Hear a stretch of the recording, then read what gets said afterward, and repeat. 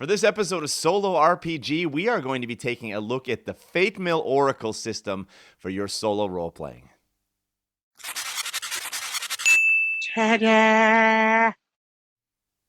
Hello gamers, Matthew here from Grey Army Gaming. For this video, we are going to be taking a look at the Fate Mill D20 system. It is an Oracle system that is made for solo role-playing, or it could be even used for cooperative role-playing without a GM, or even your regular role-playing games.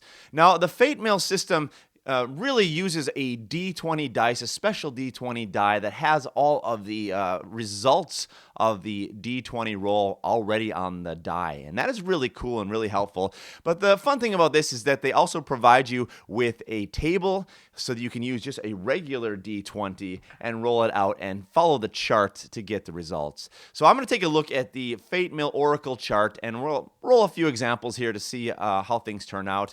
And there's a couple additional charts that they've also provided in the instructions in the rule sheet. So we'll take a look at those as well and see if that has something interesting to contribute to our role playing. So let's begin with the regular D20 table itself. If you look here now, you see that there is basically a list of options from 1 to 20 that get better and better and better. So basically on the 1 level, we have extreme no. So you have no for a 1, and you have and. So in other words, no would be the answer to your question, and something else bad, and something else bad. So that's the worst thing that can happen. If you flip over to the 20 on the other side of the chart, you see there's a yes and. So yes to your question, something good happens, and something else good happens, and something else happens. Now those are the two extremes. If we go back and look now, 2, 3, and 4 will be no and. 5 is a simple no. 6, 7, 8 will be no, but. This means the answer to your question is no, but there is a bright side to the no. There's something good that potentially could happen. 9 is a maybe, but. 10 is a maybe, 11 is a maybe, 12 is a maybe, and 13 is a yes, but. 14, 15 also a yes, but. 16 is a simple yes. 17, 18, 19 is a yes, and then once again, the 20 is yes, and.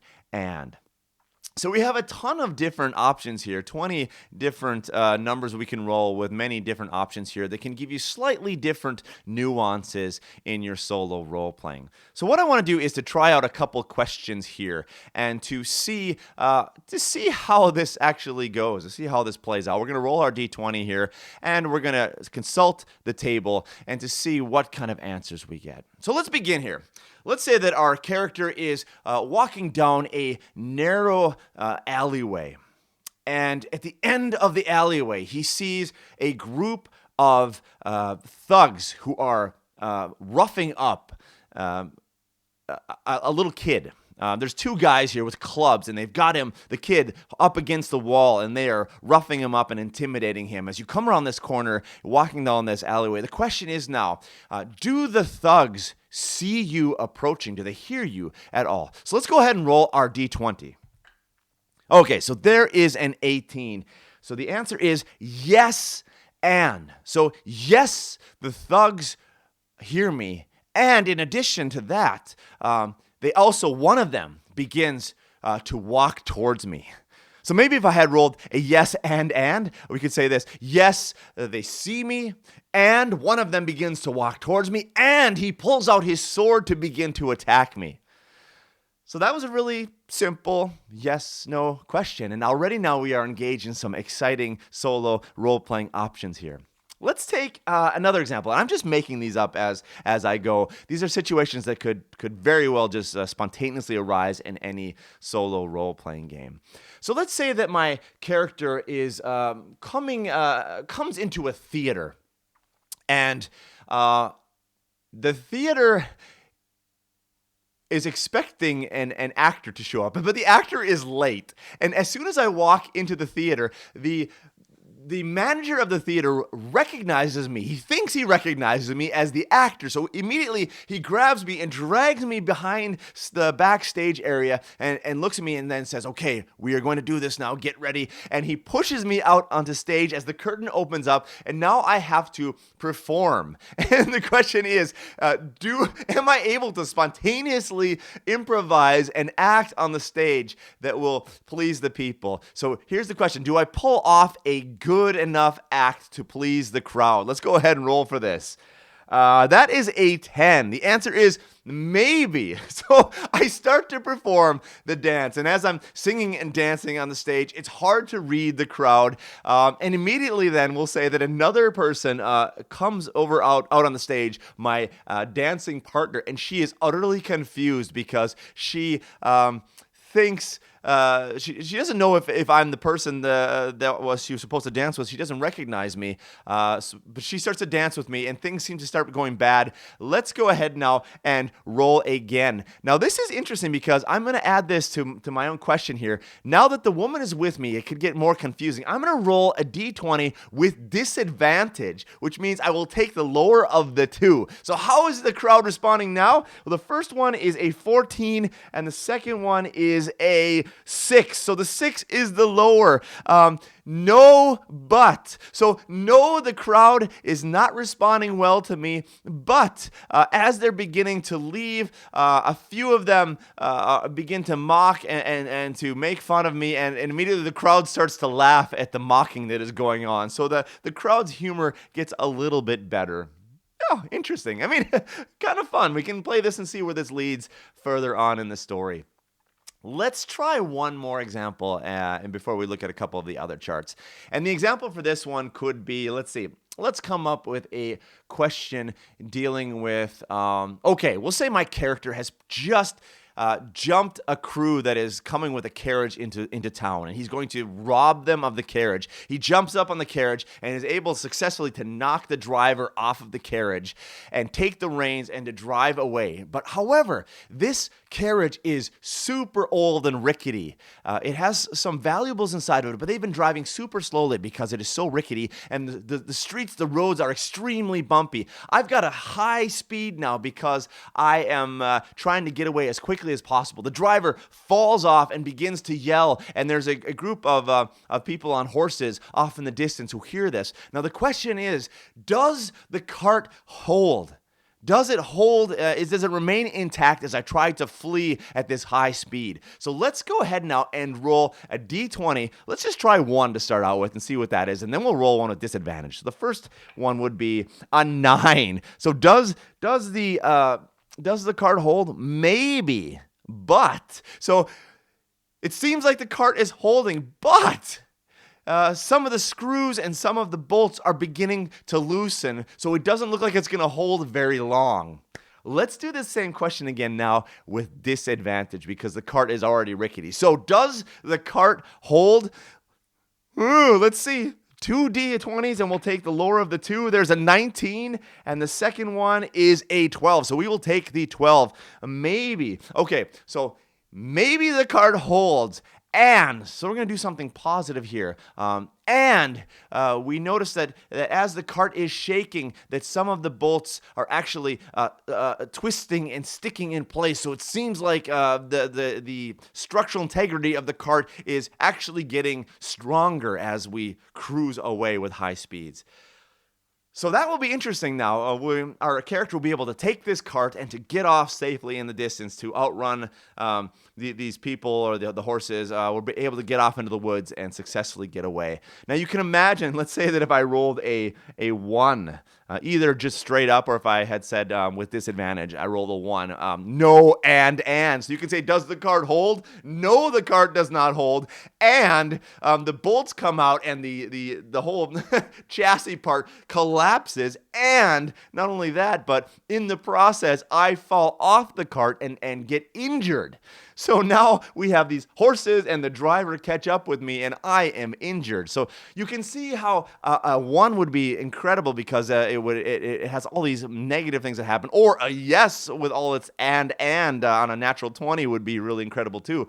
But any way you play it here, you've got some great options. There's so many different nuances in this table, which are actually really cool because it gives you tons of different possibilities and prompts for how to work your way through each of these situations. Let's finish up this video by just looking quickly at some of the bonus D20 tables they've given us here. The first one deals with encounter difficulty table. And you see here everything from deadly to easy when you are engaging with an encounter. So let's go ahead and try this. Let's say that our hero doesn't get injured.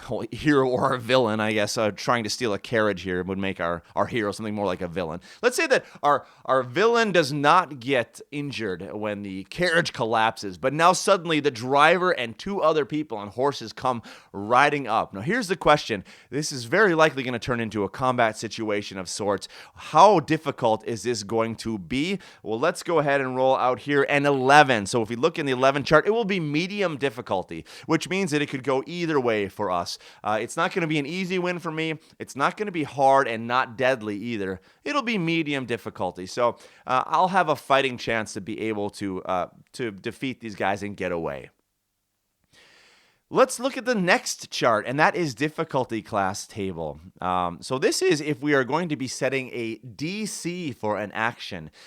Let's say that my character is running on the face, the side of a castle, and we come to the end, a sheer drop, and there is a long gap, and I've got soldiers running behind me because I've just stolen some jewels from inside the castle, the king's jewels, and now I am trying to jump this gap and to get away. So here's the question now, what is the difficulty class of this gap? In other words, this will help us determine how big of a gap it is if I want to try and jump it. So I'm going to say to myself, all right, I'm going to try to jump this, and let's set the difficulty class here. 1 would be 30, all the way to 20 would be 5. So let's go ahead and roll this. So a 4 would be a 20 DC. So this is a really wide gap. It's going to be difficult. If we're playing Dungeons and Dragons, for example, let's say I have a dexterity of +5. I'm a really great rogue, for example. So I'm going to go ahead and try to make this jump. So I'm going to roll off my D20, add a 5 to it, 14, 19. So no, I just failed it. So I leap, coming across, almost get it. My fingers grab the rocks on the other side, and just at the last second, I'm unable to pull myself up. My fingers slide off the rocks, and I go tumbling down, potentially taking some damage, maybe even being knocked out. Very likely the soldiers will catch me. So that was a fun one. I really like this. I mean, you don't necessarily need to use the DCs listed here. You could write your own DCs if you're using a different system. Yeah, that works really well for something like Dungeons and Dragons or some other D20 system where you have different ability scores. And let's look at the last chart, and this is likelihood table. And this is now what you can use to adjust the Fate Mill. So previously I had used advantage or disadvantage. Now you can also use this to adjust your roll on the regular D20 chart. So let's say that I am trying to, I'm in a tavern and I am trying to schmooze up the bartender to get some information about where I can go to find a particular wizard that I'm looking for. And the question is, how likely is it that the bartender is going to help me out? So let's look at the likelihood table here now. And we're going to roll this first to see how likely it is. And then we will add that to our adjustment to our other table. So let's start here with this. A 5 would be a -2. So it's not very likely that this bartender is going to help me. He or she is rather suspicious of me. So it'll be a -2 to my roll. Let's go ahead and roll out our regular one. Ooh, that was almost a 20, but it was a 2. So 2 will drop us down to a 0, but we can't go below 1. So this will bring us down to a 1. So the question is, does the bartender help us? And I got a 1. So the answer is no and. So no, the bartender does not help us. And the bartender gets irritated with me, reaches over, grabs me, and starts to punch me. And the people sitting around in the bar seeing what is happening also join in. And now suddenly I have got the entire bar that is attacking me. So that's kind of fun. I think could be a nice little addition here. The likelihood table, yeah, I mean, you could use that if you want to adjust the Fate Mill. Personally, I kind of like the little homebrew thing I did here with adding your own sort of advantage, disadvantage based on the likelihood. But if you need a random likelihoodness, when you roll this, the likelihood table will work just fine.